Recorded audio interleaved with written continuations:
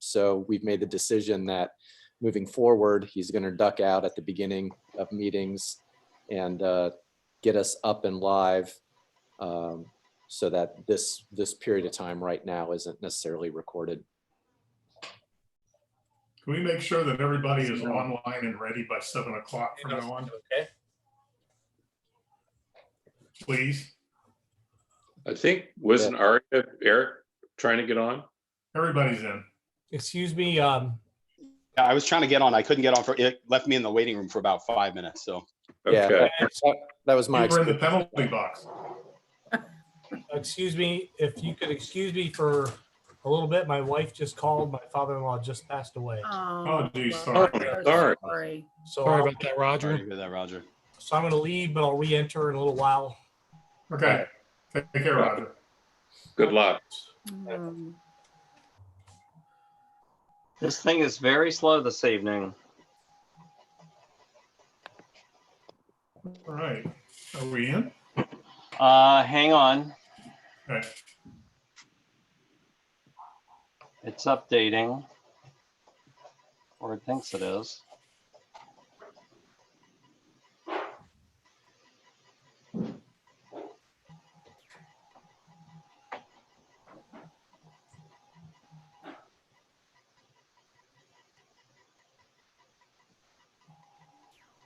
Good to see you all. Okay, we are live on the website. All right, great. And all right, well, without further ado, I'm going to ask that we all pledge our allegiance to the Republic as we get started here. But we're all going to mute and you're going to speak. All right, very good. I pledge allegiance to the flag of the United States of America and to the republic for which it stands, one nation, under God, indivisible, with liberty and justice for all. All right, thank you, everyone. I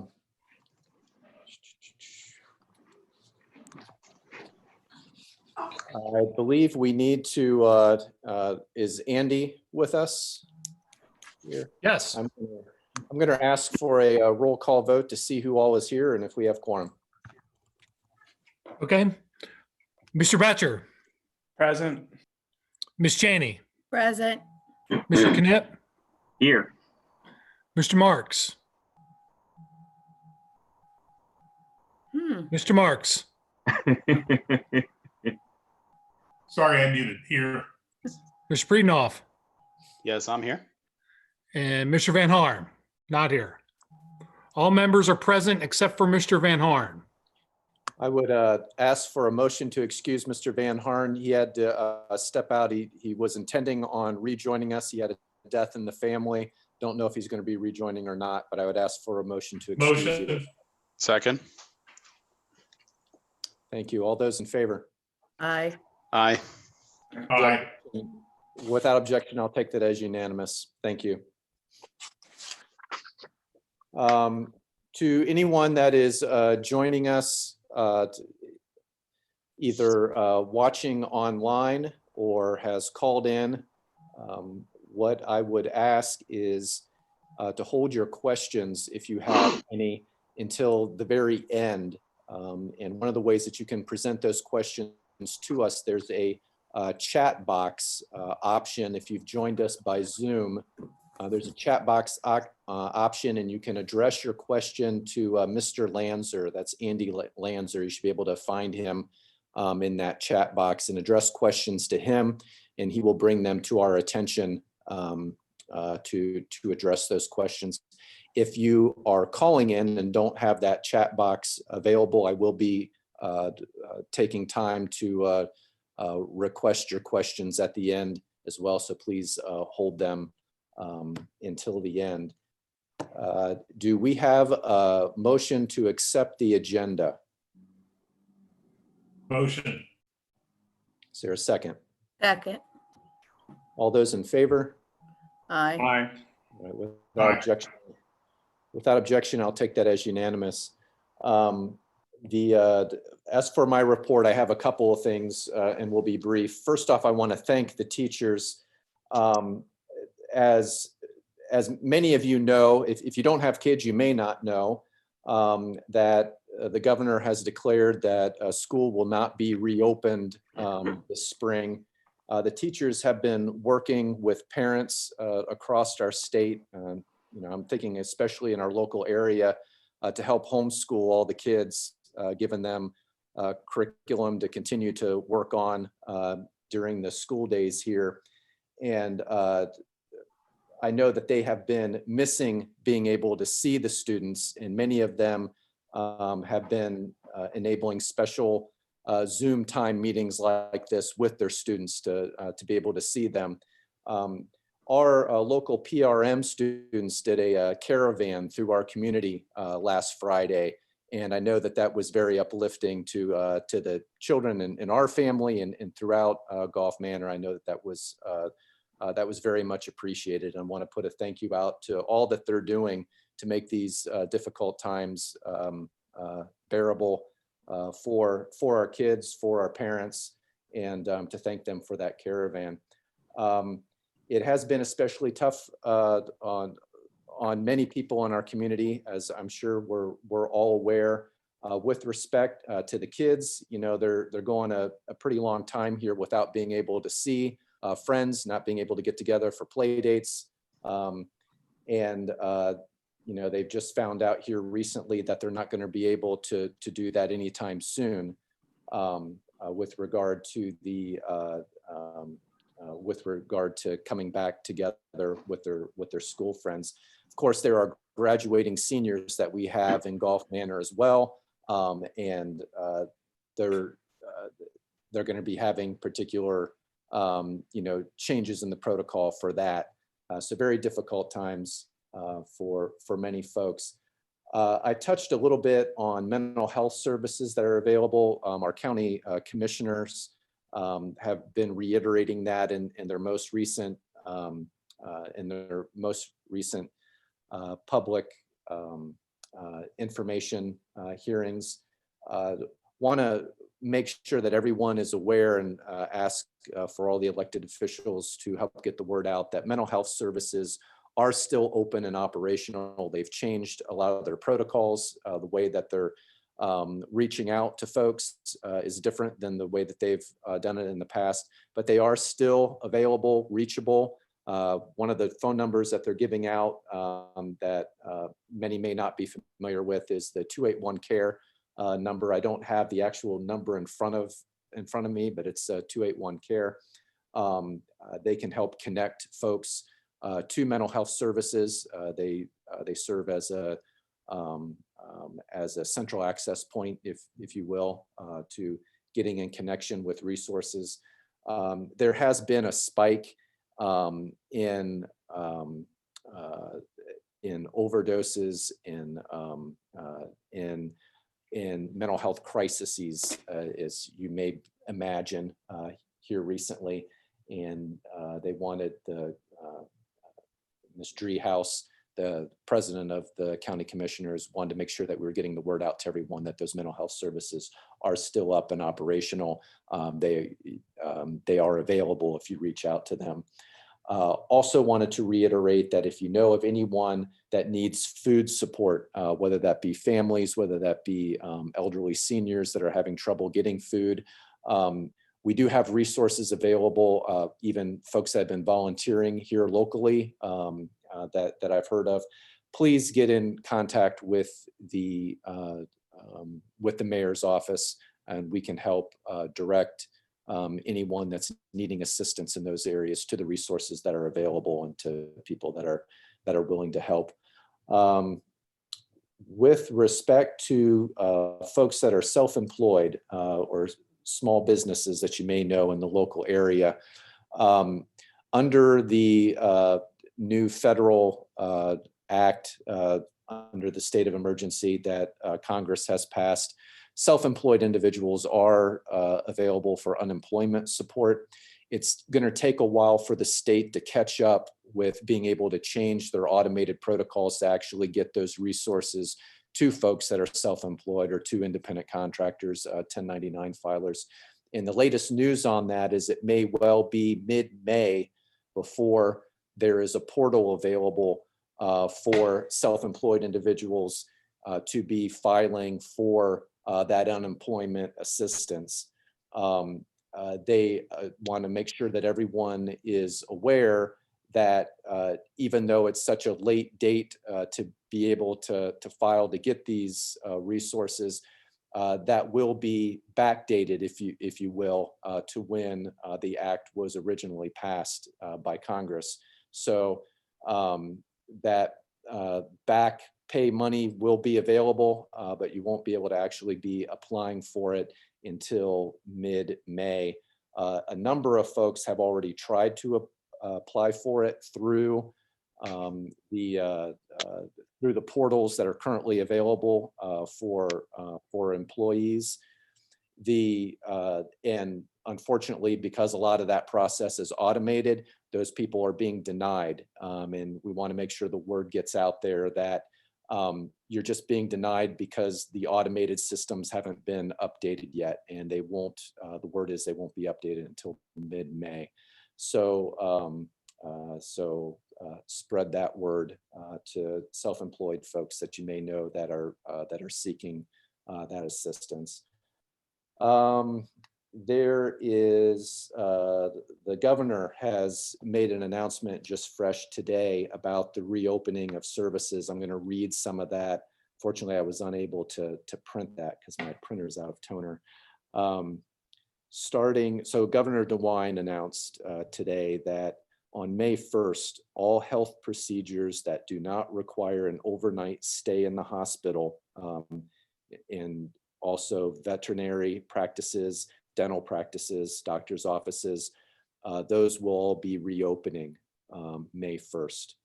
May 4th, manufacturing, distribution, and construction will be considered reopened for business. And May 12th, consumer, retail, and services will be considered reopened.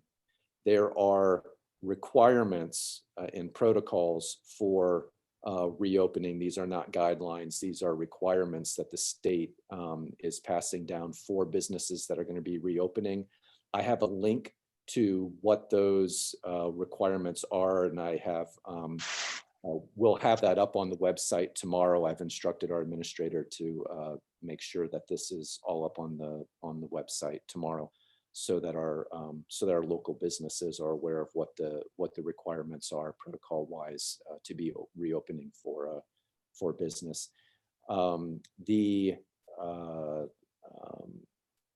The prohibition on gatherings of more than 10 people is still in effect until further notice. So the ban on mass gatherings is still in effect, and that's all the information that I have. Digging into this, as I said, there's more information available on that link if you're a particular business that wants to learn more about what protocols are going to be in place. With that said, I wanted to touch on the Ohio primary tomorrow. Most of you, I suspect and hope, have already voted. The protocol this year was a bit different. You had to apply for to vote absentee, get your ballot in the mail, and then send that back in the mail, and have that postmarked by today, or drop it off in person by the end of the business today. They do have had a drop spot there at the Norwood office of the Board of Elections. If you requested a ballot and did not receive one, you are allowed to show up in person tomorrow between 6:30 a.m. and 7:30 p.m. to vote at the Norwood office. If you have a disability, you are allowed to show up and vote in person tomorrow at the Norwood Board of Elections. And if you are, if you're homeless, you're allowed to show up tomorrow and vote. I don't know, how strict they're going to be on these things. I imagine there will be lines. So that will be a difficulty. I don't know if you haven't voted, if your spouse kicks you out for the next 24 hours, if you would be allowed to go down and vote. I don't know how closely those kind of things are going to be checked, but these are the three categories of folks that will be allowed to vote in person tomorrow. And I believe that concludes my report. Want to thank everybody for the perseverance that you all have had with these difficult times, and for all the good work that you're doing. Thank you. And with that, I'll pass it on to whoever's next on our agenda.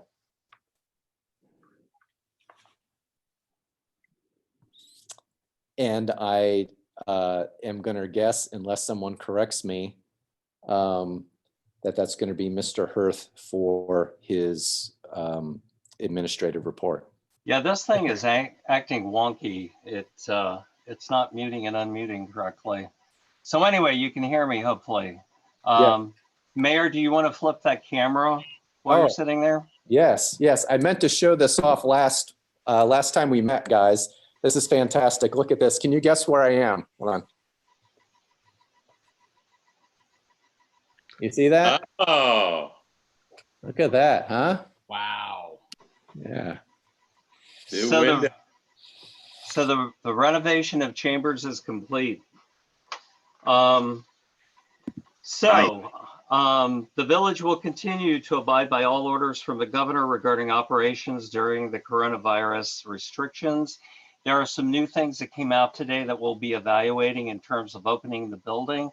At the moment, I think what has been presented to us is we will probably stay the course in terms of restricting access and checking temperatures going forward for anybody that comes in the building.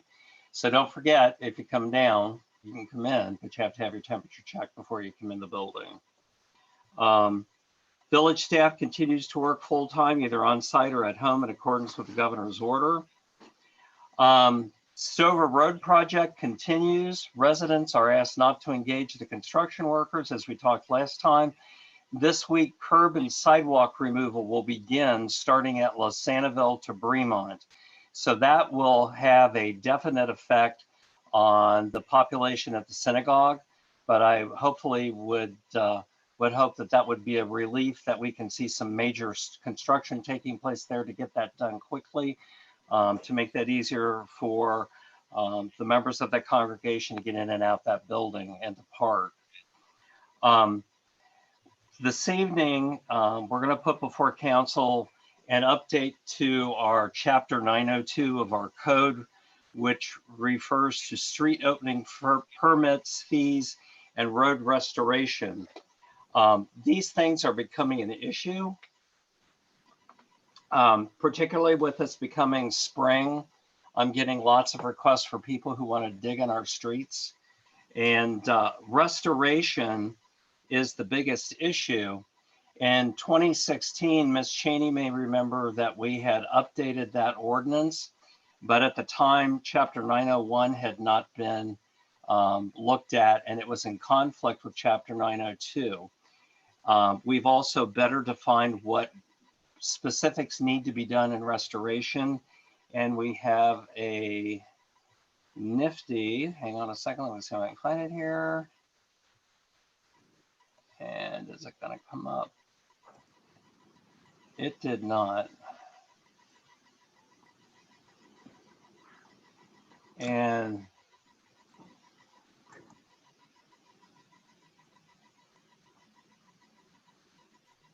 well, not sure what happened there.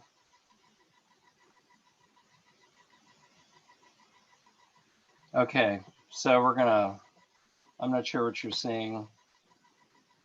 we're seeing the Starting renovation. to share now. Yeah. Okay, were. so No, you're apparently not. that document's not coming up, so I apologize for that. But that is actually active on the website now as we speak. We are continuing from the financial standpoint to monitor advisories from the Auditor of State and the Hamilton County Auditor on revenue projections. Andy's going to give an update on that this evening on what our deficit at the end of the year might look like. I noticed this evening that we did have a second quarter audit committee scheduled at 5:30. We're moving that forward to May 26th at 5:30 p.m. For those people that participate in that. I know some of our folks who are remote are having problems using the Outlook web program to attach files. Our IT provider is going to have a solution for that we will roll out at the end of the week. So you'll be able to do that. One of the things I wanted to make you aware of is as we continue to improve our relationships with utility companies and various vendors throughout the area, this can have a very strong impact on our businesses. You may remember the windstorm we had back in March that knocked out electric over on Section and various places. Atlantic Foods on Section Road was concerned because they were not able to reach Duke Energy, and they had $3 million of frozen goods in their freezers, and they were coming up on a critical time to get their power up and running. I was able to get in touch with Chad Schaefer, who is the government liaison for Duke, who the mayor and I have worked with on a couple of different things, and he was able to speed them along, and they were able to be out of service only for 18 hours. So that was a good thing. We were able to help one of our businesses, and just wanted to make you aware of that. Deloitte Impact Day, which was scheduled for June 6th, has been canceled. Deloitte is not doing that this year for obvious reasons. They may reschedule it for some time in the fall, which may end up helping us with a fall cleanup day. What that does for us is we have planting materials that are already ordered, paid for, that are being delivered on June 1st. So the village will need to do that. We would love to have volunteers help us with that project. It usually is from 9 a.m. to noon, 1 o'clock. Excuse me. The day, hold on.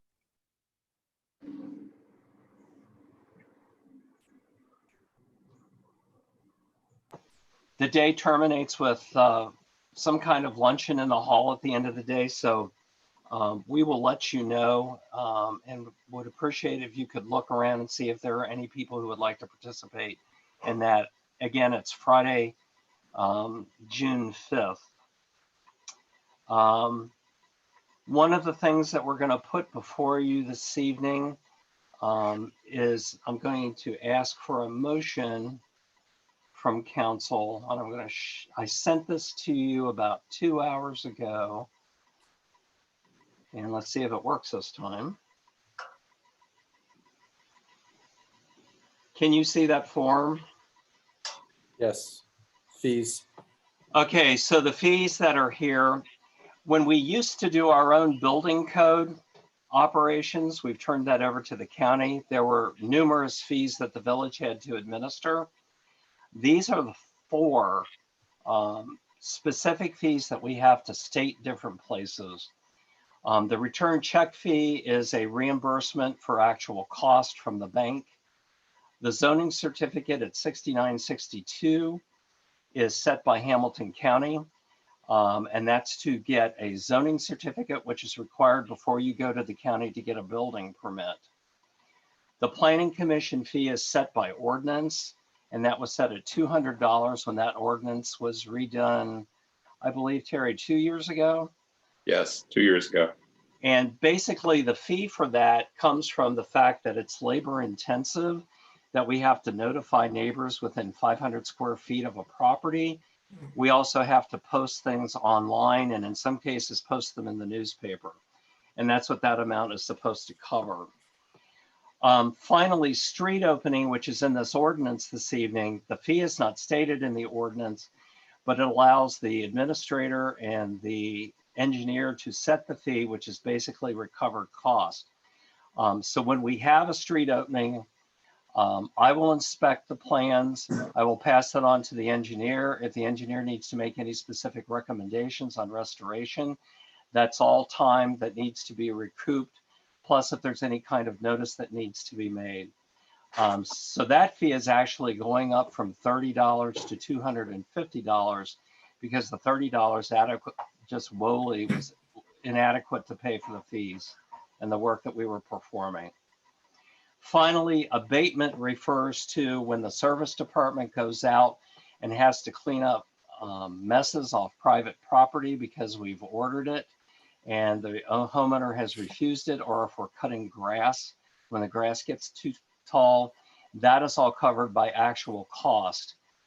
So there is no specific cost for this. There's a labor number, and then there's supplies and equipment. So, Mr. Donellan, would you want to ask for a motion to approve this during your section, or would you like to do it now? Either one would be fine, just as long as we have it in the record. Mr. Hirth, I know you answered this question for me earlier, but I wanted to make sure that the rest of the council was clear that that return check fee, we don't accept, generally, we don't accept checks like in mayor's court and things like that. So this really has to do more for occasions that perhaps don't directly affect our residents per se. I mean, am I right in saying that this is more of when we're dealing with businesses? My main concern was that we were including a return check fee in a situation that, for instance, like mayor's court, where we're typically not even getting checks, right? We're getting money orders and things like that. So Chief Campbell, do you want to explain how mayor's court and funding is collected, or revenue rather? Yeah, mayor's court doesn't accept checks unless they're cashier's checks. It's typically money order, cash or credit card.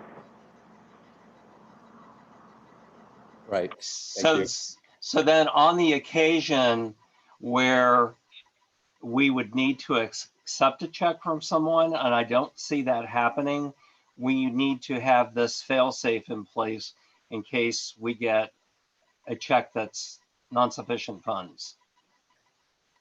Right.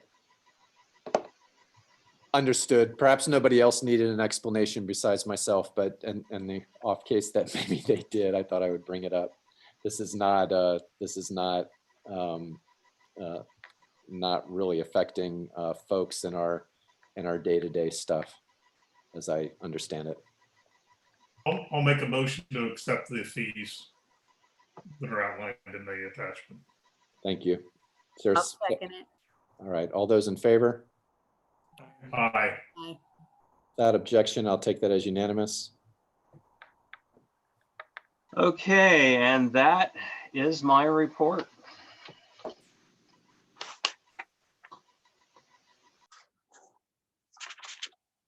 All right, thank you. Do we have, are we going to, I apologize, I don't have the draft in front of me. Are we going to Mr. Donellan next?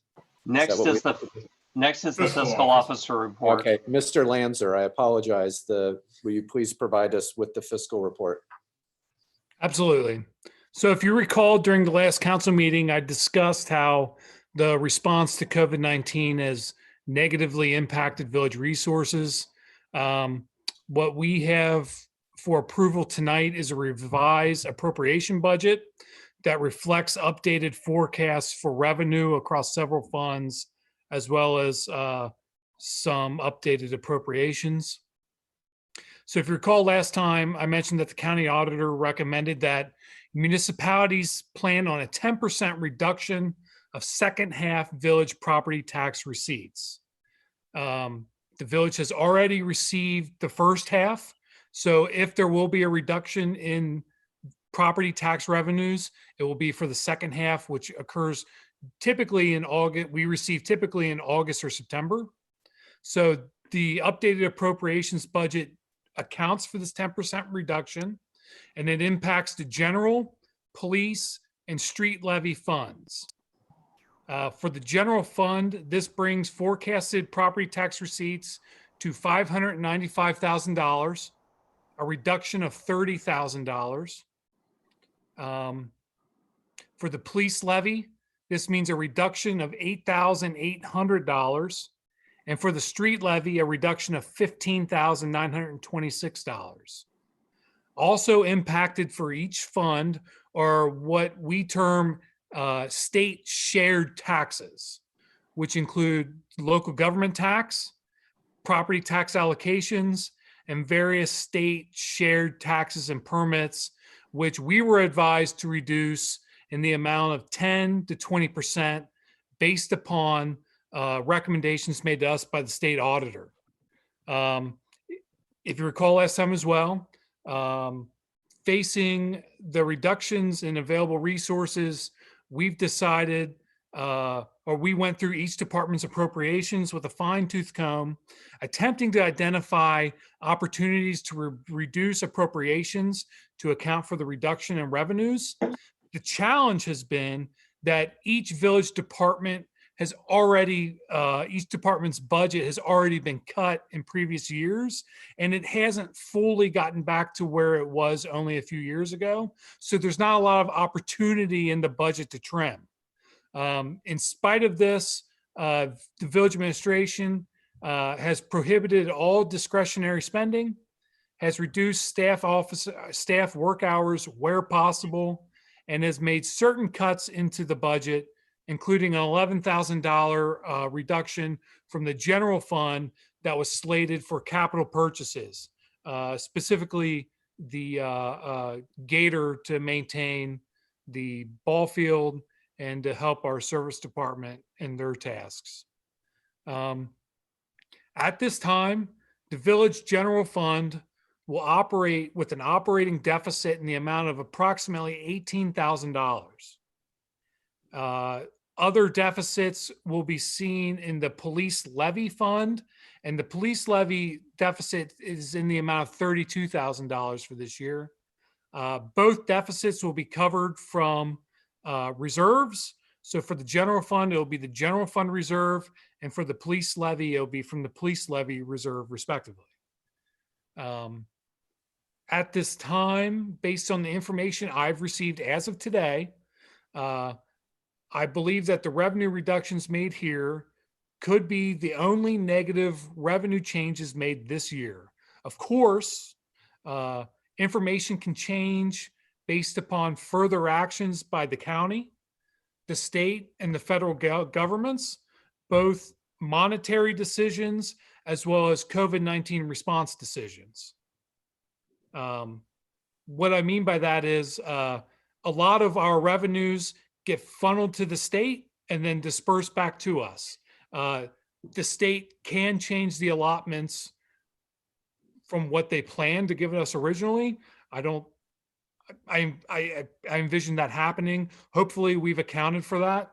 Also, if we're starting to roll out of the lockdowns in the states, if for some reason that has to stop and we have to go back the other direction, that's going to impact village revenues as well. But as of right now, we're moving in the positive direction. And as of right now, I envision and I hope that the reductions made to the budget, these are the only reductions. We will continue to monitor the situation. We will continue to implement proactive corrective actions, and we will continue to provide regular updates to you, the members of council. I also want to bring your attention to other changes made in this reappropriations document. First, the audit required a transfer be made from the police levy to the general fund. It's in the amount of approximately $4,000. This reappropriations document is making that transfer. Also, if you scroll to the last page of the budget document under special revenue funds, you will see revenue alterations to Fund 2011. That's the Street Construction Maintenance Repair Fund. Those revenue alterations, again, were based on forecasts provided to us by the state. Reductions in gas tax, for example, get put into the 2011 fund. The state is forecasting reductions in gas tax, reductions in vehicle license registrations. So we have to account for that. And then finally, for the fund 2081, we are increasing appropriations by $9,000 in order to provide sufficient resources to cover the new police vehicle lease for the police department. That's the end of my report. I'm happy to answer any questions any of you might have about what we're doing in this reappropriations tonight.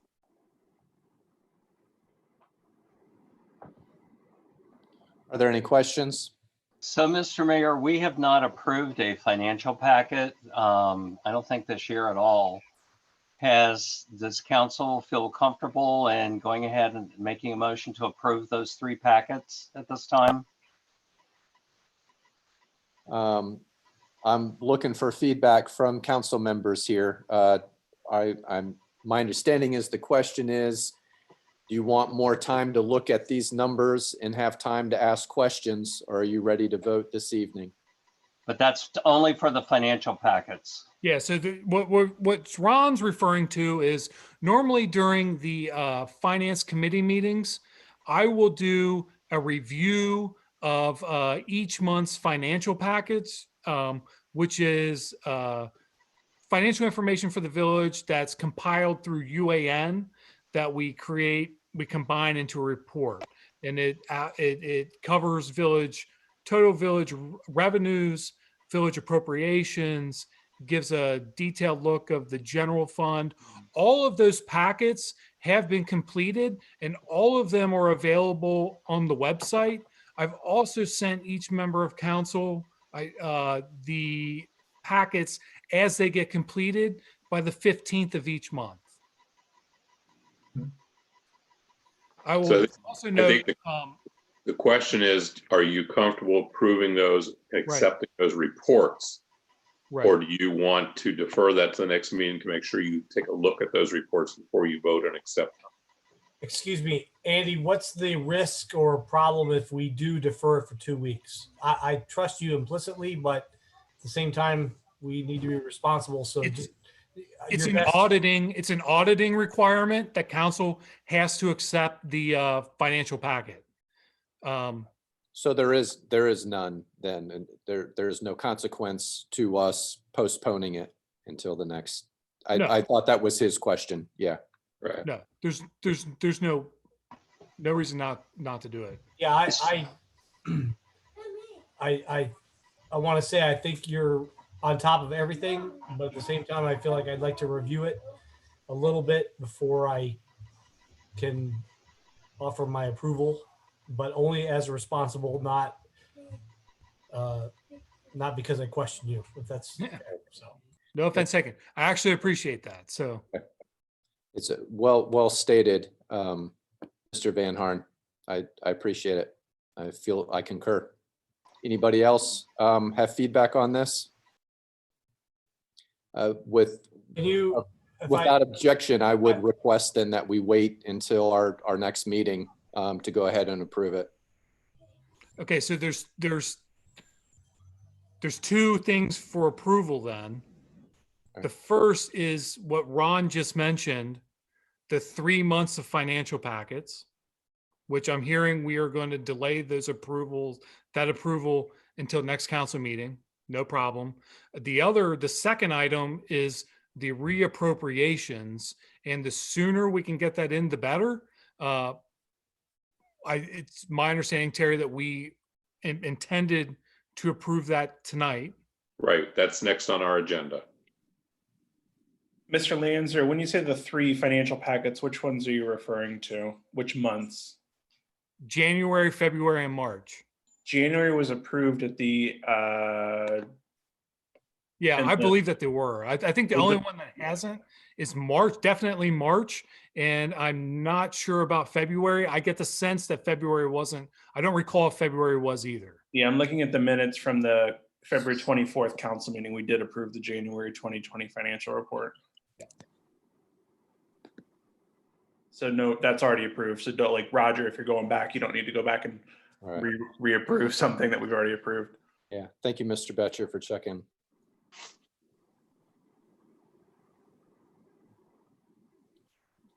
So what do you need from us, Mr. Lanzer?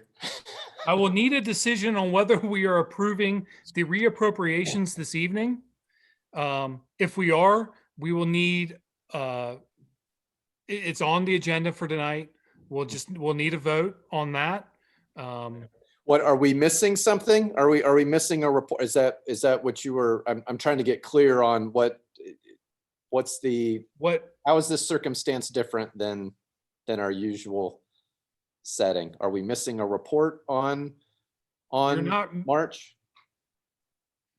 What Ron mentioned, you shouldn't be missing it. It's been sent to everybody. It's on the website. I think Ron mentioned the reports as an aside to the conversation about the reappropriations. So they're two completely different issues that have nothing to do with each other. Right. The monthly report is sent to council members when it's generated. So you've all gotten it in your email. It's posted on the website. Hopefully you've looked at it for January, February, and March. If you haven't looked at it already, I don't know why, but you've gotten it. The other thing that Andy talked about previously was doing first quarter reappropriations that should have been done in March, but we delayed it until this meeting. And that's something that has to get done this evening. That report was sent to everybody this afternoon, and I think previously. Is that true, Andy? Yes. So everybody's seen this stuff, or it's been sent to you. Whether or not you looked at it, I don't know.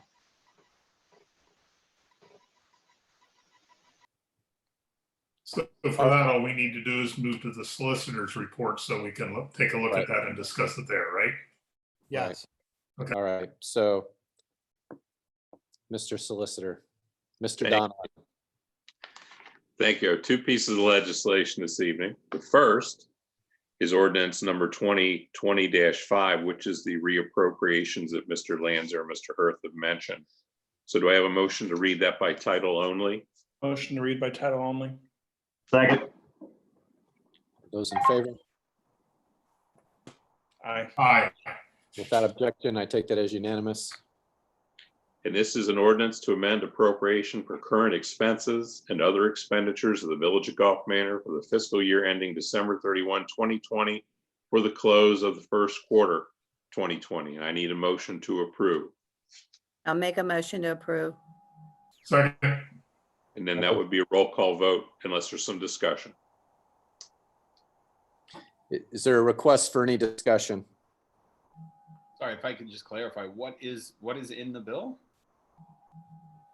What we do throughout the year, we pass our budget and our appropriations. Budget comes in July for the following fiscal year.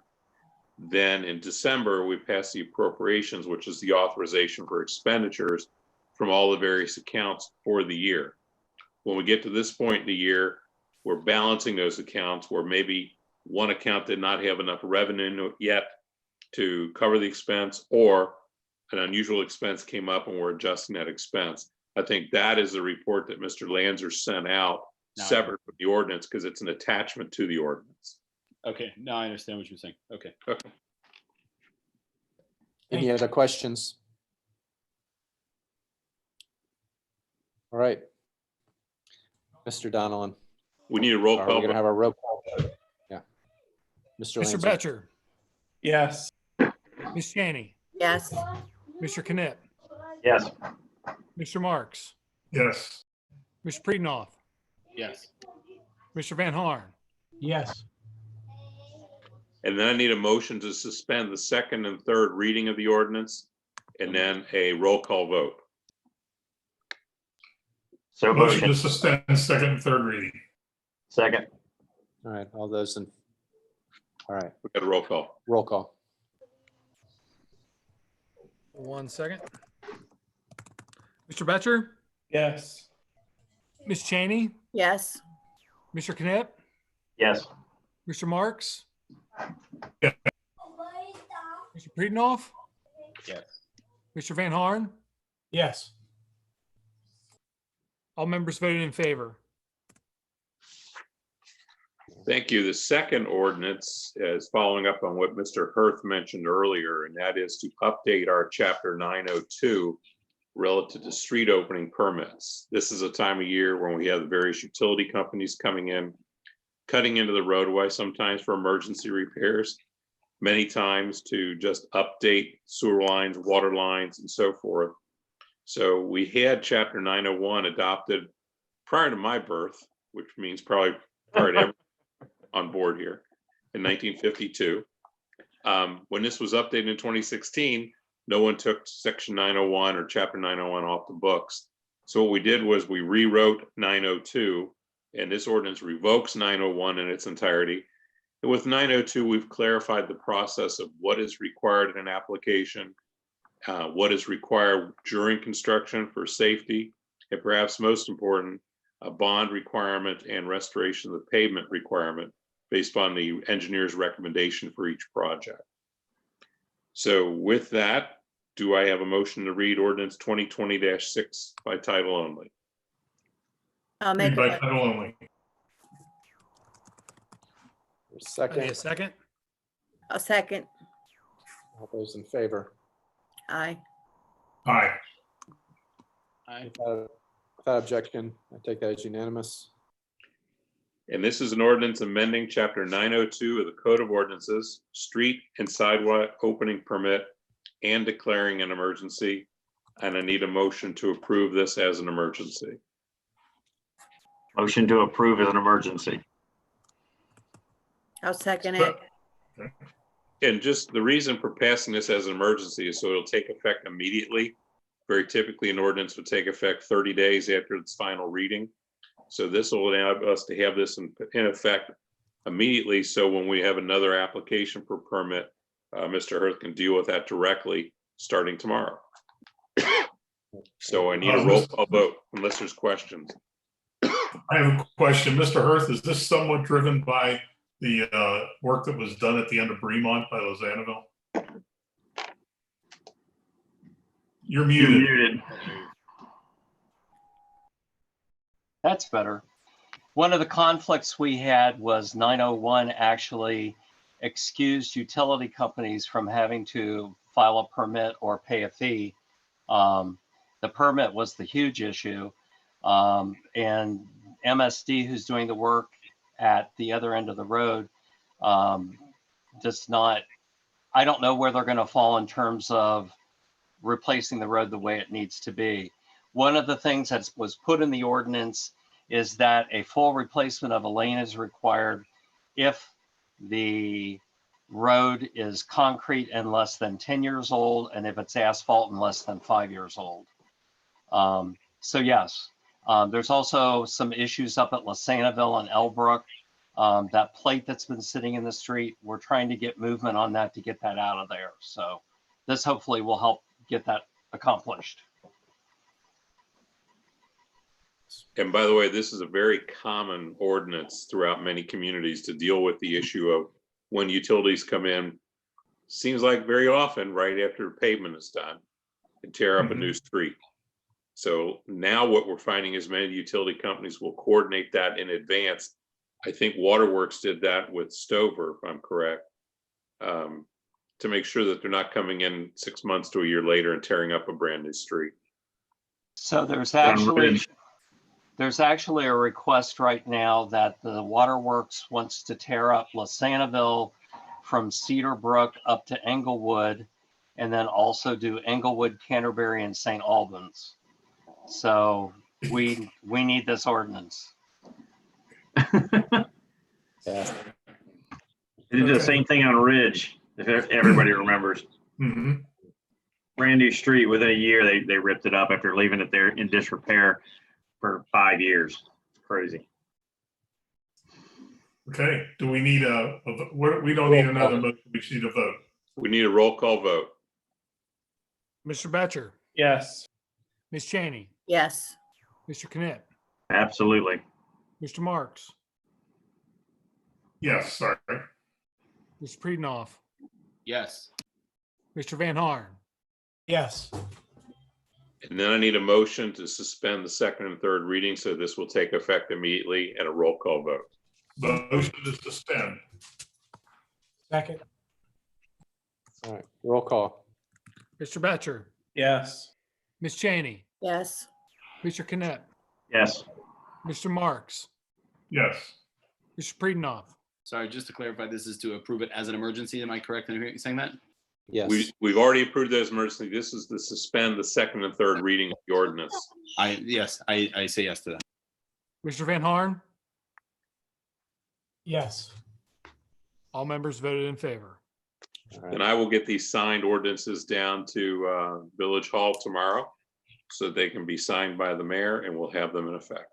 And that's all that I have for this evening. All right. Thank you, Mr. Donlin. Thank you to our administration, Mr. Hirth, Mr. Lanzer, Mr. Donlin, for putting all this together. And I'm going to turn this over to committee reports at this point. And I know that Mr. Knapp, that the Community Engagement and Outreach Committee met this past week. Do you have a report that you would like to give us? Yeah, real brief. CEC met this week via Zoom, and basically we just kind of got back in the saddle. We reviewed our purpose, talked about the vision that the mayor has, and discussed next steps. One thing that's become blatantly clear is we have to get help to be able to do this, and I think Mr. Simley went through this process too. It's a painful discovery, but we definitely need to get some folks, give them the opportunity in the community to participate in building this outreach and building the community.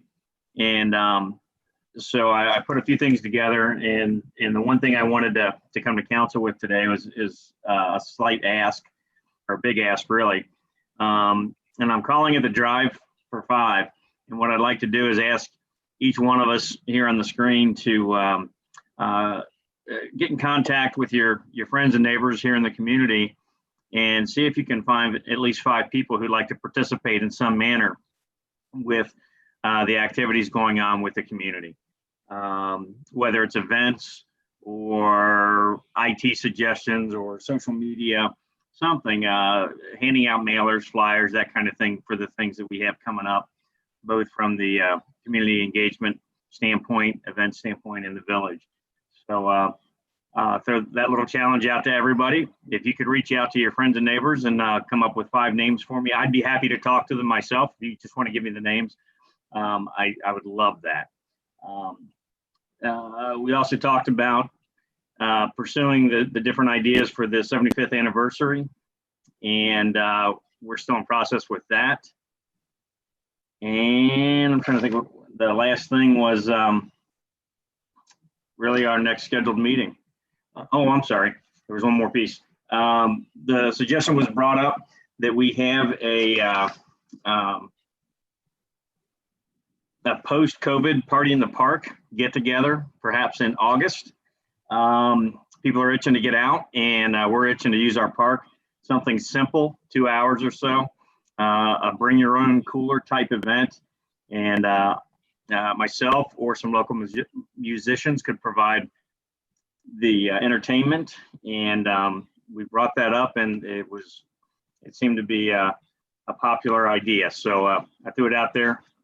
I think, Matt, you're the only one that hasn't. Matt and our solicitor you guys haven't heard that part yet. So if you guys have any thoughts on that, I'd love to hear them, but it seems like everybody thinks it might be a good idea. So we're going to pursue that a bit.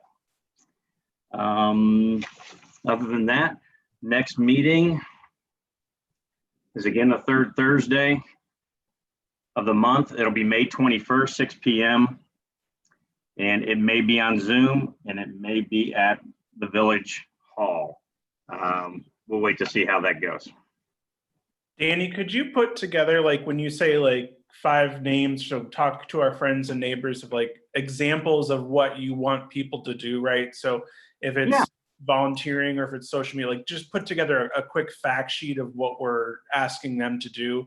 Not just being like, it's easy to go say, hey, do you want to get involved? And yeah, here's Danny's going to call you. But here's maybe some things like if there's something that interests you, please let us know and we can have someone reach out to you. Great idea. Great idea. I'll send that to everybody too, and I'll follow up with a phone call to you. Thank you. I know, if I may, one thing we talked about, Matt, was the first part is people that will volunteer to help get the word out. So we talked about having a sort of a pop-up party to celebrate hopefully the end of this. So we may not announce a date, but we're going to announce an event, which is kind of unusual.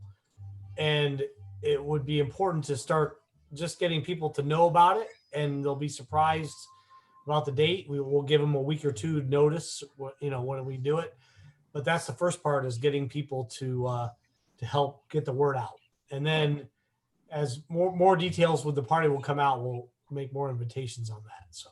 Right. So I guess my question is, what exactly are we getting the word out about? Like, I'm happy to talk to my neighbors and friends, but I want specifics that I'm talking to them about. Yeah, in the short term with this pop-up party, what we're going to need is people to hand out flyers. That's kind of where it started, was to hand out flyers so we can avoid the postage expense. But as I expanded upon that in my mind, I've got a lot of other things that people can participate in based on their work, the work that they want to contribute, and the talents that they want to contribute. So from door hangers to musicians, that kind of thing. And I'll put that sheet together like you said. That's great. Thanks so much. All right. Thank you.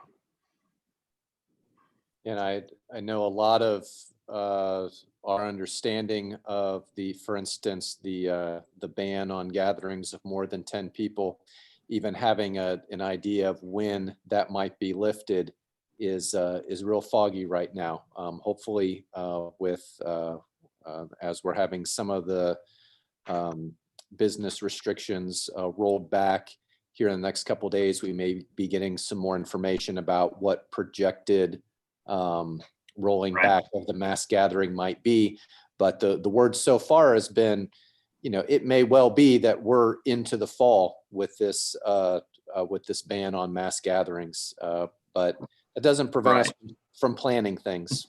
Right. And Ron had some real good feedback during that meeting too.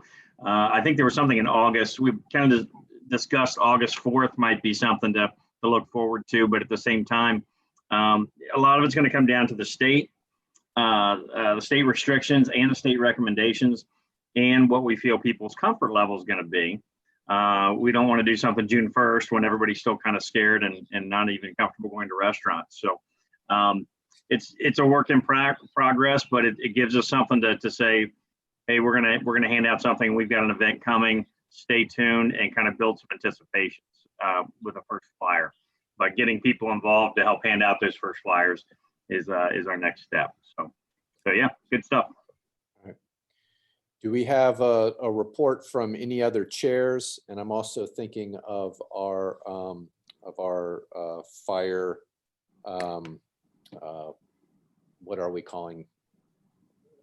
The fire district. Our fire district. Do we have a fire district report? I don't know if Mr. Donaldson, do you want to mention the meetings that are going to happen this week? I think probably be better after the meetings to give an update at our meeting. Okay. One thing I'm aware of is that sometime it could be this week or next week, St. Bernard is going to be hiring 3 members of our fire department. But we already had a list of 6 people who were candidates. So we can replace those 3. The bad news, and this applies to all departments, is that anyone that has someone in the queue that were going to be in paramedic training, of course, that was all canceled, just like all college courses. So no one is getting anyone trained right now for emergency medical services or advanced firefighting, which is a really dangerous situation as you move around and you could have people not properly trained because schools are closed temporarily. So just keep that in mind. But right now we're covered. The 3 that could be move on. We already had 6 candidates lined up. Not all of them had all the training, but the 3 specifically are good. So we should be fine. That's it. Can I interject that the request that we had to have our financial officers look at the finances of the district?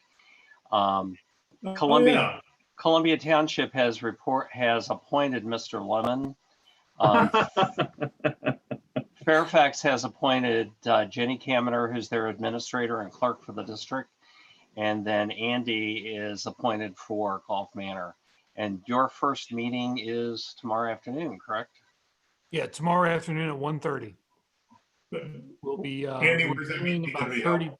What's that? Where is that meeting going to be held? Via Zoom. There'll be a Zoom. Oh, Zoom meeting. Okay. So, Yeah, Mr. so Jenny Kaminer sent each of us about 30 documents to review, budget information. I requested staffing, org structures, budget revenue information for the past 3 years, and she sent all of it. So I'm working through it, and hopefully I'll have it have it worked through by tomorrow. And then tomorrow's meeting will be, a kickoff meeting, get an idea of what direction we want to go, what are the issues that the communities want worked out, and we'll take it one step at a time. Okay. Thanks for volunteering for that, Andy. We appreciate it. And by the way, just so everyone knows, Miss Jenny Kaminer is probably the only one familiar with all those documents. Mike Levin, anybody in Columbia Township has probably not seen all those documents for the last 3 years. So it'll be a real good time for everybody with new eyes on new documents, looking at everything. So that was the point we made back in February. So we're actually getting this kicked off, which is nice. Yeah, very good. Question. Considering Mr. Lemon's recent retirement, is it appropriate that he's in this capacity? He's been hired by Columbia Township as a consultant. You can make a face, but that's being discussed. So we'll just leave that where it is right now. Thank you. All right. Mayor, I think, I don't know if Chief Campbell has a report this evening. Yeah, I was going to ask real quick if any of the other chairs, either for executive or finance, wanted to speak, or if Ms. Cheney, if you have a report on education. I'd like to speak quickly about PRM. We had our LSDMC meeting a couple weeks ago, and in that meeting, it was mentioned that Cincinnati Bell and Spectrum were going to give our students free internet so they could do their online classes. And Spectrum said they won't do it unless they have a modem. They have to have their own modem. And then they will not also do it if the family actually owes some money to them. So that's kind of out right there. And then just today, well, it was also mentioned 2 weeks ago that one of the parents were going to do a fundraiser for PRM, and it was to be posted soon within the last couple of weeks, and I must have missed it. They're trying to get money to buy some iPads for some of the students that don't have any, so they can do their work from home. I got the email today, and tomorrow's the last day for it. I can forward that on in case you're willing to make a donation to help them out. And then we're going to keep our YMCA as our lead agency for next year because schools are closed and we don't really have time and availability to go ahead and interview other resources. So we're going to stay with YMCA for another year. And that's all I have. All right. Thank you, Hey, Ms. Sharon, Yes. can you, what kind of money or what, are there a number of iPads or whatever they're trying to reach or something like that? Or I think, well, they're just getting the money together to do something like that. And as far as the modems, I did send an email to the principal last week. Yeah, asking her if there was something that we could do to help out with modems or food or anything. And I haven't heard back from her, but then Cincinnati Public, well, not just Cincinnati Public Schools, but WLW did that Giving Day where they had the schools, you could take food to them or cash. So my sister and I did participate in that. So at least we did something. But, you know, anything I guess we can do to help some of these families would be good. So it's getting online access and iPads Hmm. and food. You're all three of those? I don't know about the food. That was not brought up in our LSDMC meeting. That Okay. was WLW's Giving Day. Okay, if you happen to hear about either numbers, either in money or number of iPads, that helps. Maybe. I think she said 250 iPads they were looking to get. Oh wow. Okay. That's a lot. Yeah. Okay. Okay. Yeah, it's, you know, one of the problems with the model where we pay for our schools through the local community real estate taxes is that you have some communities that have already distributed iPads to every one of their students because those communities have the funds to afford them, whereas other communities don't have the funding to afford that. It's extremely unfortunate. Yeah, I ran into that with my son. Yeah. Where he's down online learning, and we didn't. Yeah. Had to jump through hoops to afford online learning for him. So yeah. Thank you, Ms. Cheney. Excellent as usual. Thank you for your report. Mr. Donilon, I have a quick question for you concerning all this. My understanding is that the FCC, who gives, if you will, permission for the internet providers to operate and establishes the rules of their operation, has announced that under the state of emergency that internet providers were not allowed to disconnect service from folks who owe bills, that was just during the state of emergency, that was not going to be allowed, that came down from the FCC, the Federal Communications Commission. That doesn't sound like what Spectrum is doing. And I'm wondering, is it the state that we complain to, the Attorney General? Who do we talk to when we have a complaint about Spectrum not living up to what our understanding of what they were supposed to be doing? Mayor Dinsmore, I think what Sharon said is that Spectrum is not going to provide service to people who are already in debt. Right. That would be like a new service and not cutting off service. I think that's two different things I've seen in discussions. And they have to have a modem too. They won't supply the modem. Right. And I had seen statements that they were going to be making sure that all students and all teachers had service. And now I'm hearing this, which sounds like it's kind of like, well, we've adjusted what our plan was going to be. And if we have a complaint, if residents have a complaint against Spectrum, what's the best? I mean, is there another party that we can direct folks to other than to Spectrum for recourse? Yeah, all of these are video licensing or service licensing by the state of Ohio. Okay. So the best, I don't know which specific agency it may be, but their best option is to contact the Ohio Attorney General's office. Okay. Because they'll follow up on that issue.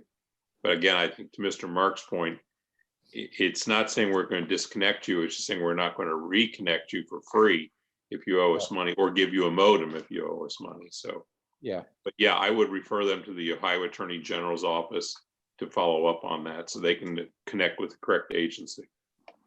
Appreciate it. Thank you, Mr. Donilon. And then I would ask for Chief Campbell for your report. Okay, I'll be brief. I have calls for service and report numbers for the month of March. In the month of March, the police department responded to 341 call for service. If you'll recall from my previous report last month, in February it was 436 calls for service. So we're down close to 100 calls from February to March. That trend will continue when I give you my April report. One thing we did see is in March, we took 27 incident reports, whereas in February we took 19. So the incidents went up, the calls went down. Secondly, I'll report to council that out of an abundance of caution, we took an officer off the schedule whose spouse works in the medical field and was asked to stay home after interacting with a COVID patient. Once testing comes back and we're certain that it'll be okay, we'll return that officer to the road. And that's all I have, unless there's any questions. I have a brief question. My understanding was that with our first responders, we could get test results within 24 hours. That was coming down from the commissioners. Is that accurate or is that not accurate? Well, there's a brief waiting period to allow for possibility of incubation. So my understanding is we will have results Thursday. Okay, thank you. Officer Campbell, or Chief, I'm a little inexperienced. What's the difference in an incident report and another report? Tell me what that means when you say they went up. I don't know what that means. Thank you. I have the same question. Yeah, we have calls for service where somebody may call with an issue. It's something that doesn't rise to a crime or an incident. It may be a traffic stop. It may be a lockout. It may be an alarm drop. Those are all calls for service. It may be somebody calls and says, yeah, there's a suspicious person on the street. We log those and keep track of those. An incident report occurs when officers are on scene and they take a formal report for a crime. Some of the incidents that we took where we had some tampering and of UDF. So there were crime reports taken. There's follow-up investigations made. So that's the difference. One is a crime report, and the other is activity conducted by the police department. Okay, thank you. Sure. I'm aware also that all of our pending mayor's court hearings have been moved to June 1st. Those previously had been all moved, I believe, to May 1st. So those have all then been moved back another month. I think the last time that we had mayor's court, was that in the beginning of March? When was that? It was, yeah, I think it was the first session in March. I don't have the date in front of me. But yes, June 1st is our next court date. We're doing that. We want to see how the lifting of restrictions applies to courts. We want to see some of the steps that are being taken. We may be required, as you're seeing about people entering retail locations, that every employee and every customer will be required to have a mask. So we want to see what rules are going to apply to court and how we can respond to those rules. This gives us time to watch how the guidelines adjust. Very good. All right. Mr. Lanzer, did we have any questions that came in? No, we did not. All right. Is there anybody on the phone that has a question? Mr. Mayor, there's only council and staff. Okay. Well, with regard to that, is there any other new business that anybody? Looks like Danny has a question, I think. Okay. Thank you, teacher. The question I have is concerning the park. Based on Governor DeWine opening everything up, starting the 1st and then the 5th, is there a time frame that's been prescribed that we can anticipate the park opening back up? Not that I am aware of. I know that with regard to our park, I know that the issue was around the children's play area, that there had been some restrictions that had been passed down around, allowing access to things like that. And given that we couldn't really, in terms of enforcing that in our park, the administration went in the direction of just closing down the park. State parks, county parks are all open with the social distancing guidelines in place. But as far as I know, and I'll allow request that Mr. Hirth answer the question as well. But as far as I know, no, we don't have any. No one's discussed it with me yet. It's just been brought up in the community, so it might be something to explore. So we will watch what other communities are doing with playgrounds. Deer Park is a good example of that because they have play sets and so forth. I'll also reach out to some of the other administrators and see how they're dealing with this. I've not read the full text of the governor's modifications today, so tomorrow we'll take a look at that. I anticipate that we will continue to do what we've been doing at least through May 15th, unless the governor makes any specific, more lenient changes to the shutdown. Any other questions? Any other new business? I know, Mr. Hirth, I'll be in touch with you tomorrow. I've got a couple things I'd like to discuss with you that can wait. But anybody else, any questions? If not, I'll ask if there's a motion to adjourn. Motion to adjourn. All right, is there a second? I'll second. All right, all those in favor?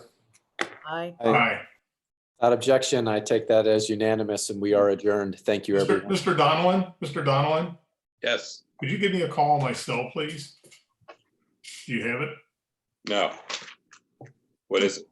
513-659-0126. Oh, Everyone has it. Now everybody has. Most Now everybody YouTube else had it. I knows don't you're have it. Now it's a No one record. changed that one. it's like writing on the bathroom wall now. Okay. YouTube has it now. Thanks. Bye. The NSA will be calling you. Good night, everyone.